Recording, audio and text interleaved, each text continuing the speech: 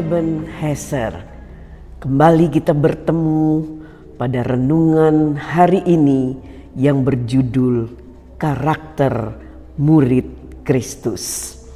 2 Timotius 2 ayat 20 dan ayat 21 berkata, dalam rumah yang besar bukan hanya terdapat perabot dari emas dan perak, melainkan juga dari kayu dan tanah. Yang pertama dipakai untuk maksud yang mulia, dan yang terakhir untuk maksud yang kurang mulia. Jika seseorang menyucikan dirinya dari hal-hal yang jahat, ia akan menjadi perabot rumah untuk maksud yang mulia. Ia dikuduskan, dipandang layak untuk dipakai Tuhannya, dan disediakan untuk setiap pekerjaan yang mulia. Saat ini Allah mencari orang-orang yang bersedia dibentuk oleh Roh Kudus agar memiliki karakter ilahi. Dalam rumah Allah terdapat perabot-perabot yang mulia, dan ada juga perabot-perabot yang tidak mulia.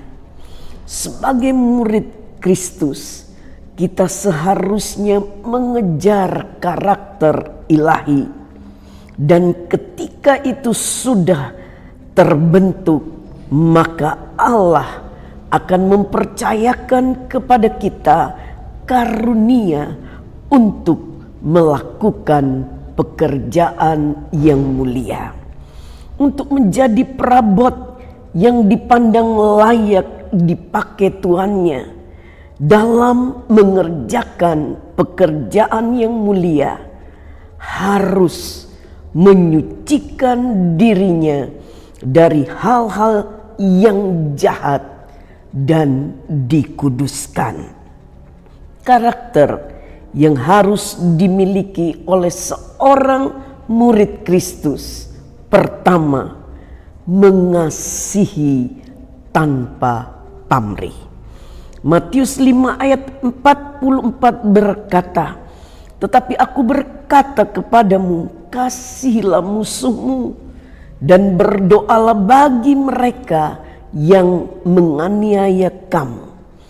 Ketika Yesus minta kita untuk mengasihi musuh, ini adalah sesuatu yang sulit. Tetapi Yesus menunjukkan pada kita bahwa Ia bisa memberikan hidupnya untuk mereka yang membenci dan menghinanya. Roma 12 ayat 9 berkata, hendaklah kasih itu jangan pura-pura. 1 Yohanes 4 ayat 7 berkata, marilah kita saling mengasihi, sebab kasih itu berasal dari Allah. 1 Yohanes 3 ayat 17 berkata, barang siapa mempunyai harta duniawi dan melihat saudaranya menderita kekurangan, tetapi menutup pintu hatinya terhadap saudaranya itu, bagaimanakah kasih Allah dapat tetap di dalam dirinya? Yang kedua, rela diperlakukan kasar dan dicela tanpa kepahitan. Seorang murid Kristus, ia wajib hidup seperti Kristus telah hidup. 1 Yohanes 2 ayat 6 berkata, barang siapa mengatakan bahwa ia ada di dalam Dia, ia wajib hidup sama seperti Kristus telah hidup. Di dunia, Yesus mengalami penolakan, hinaan yang begitu dahsyat, tetapi Ia tidak membalas, melainkan mengampuni. 1 Petrus 2 ayat 23 berkata, ketika ia dicaci maki, ia tidak membalas dengan mencaci maki. Ketika ia menderita, ia tidak mengancam, tetapi ia menyerahkannya kepada Dia yang menghakimi dengan adil.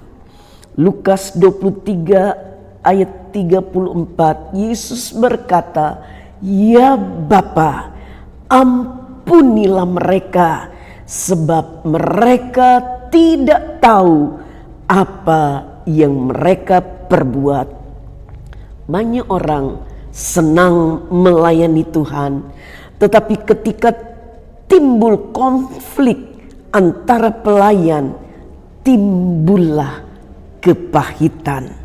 Marilah kita menyadari bahwa semua masalah itu dimaksudkan Tuhan untuk membentuk kita agar kita semakin serupa dengan Dia. Amsal 27 ayat 17 berkata, besi menajamkan besi, orang menajamkan sesamanya. Puji nama Tuhan. Yang ketiga, bersinar di tengah dunia yang gelap dan rusak ini.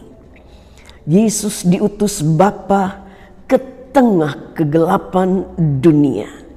Matius 4 ayat 16 berkata, bangsa yang diam dalam kegelapan telah melihat terang yang besar, dan bagi mereka yang diam di negeri yang dinaungi maut telah terbit terang. Ia bersinar dengan ketulusan, dengan kemurnian dan kekudusannya. Ia menjadi berkat bagi orang berdosa, tetapi ia sendiri tidak berbuat dosa. Yohanes 1 ayat 5 berkata, terang itu bercahaya di dalam kegelapan, dan kegelapan itu tidak menguasainya. Ibrani 4 ayat 15 berkata, ia telah dicobai, hanya tidak berbuat dosa. Kondisi kegelapan yang sama juga kita alami di akhir zaman ini. Pilihan ada di tangan kita untuk kita menerangi dan menggarami dunia. Semakin gelap keadaan di sekitar kita, seharusnya semakin terang kita bercahaya.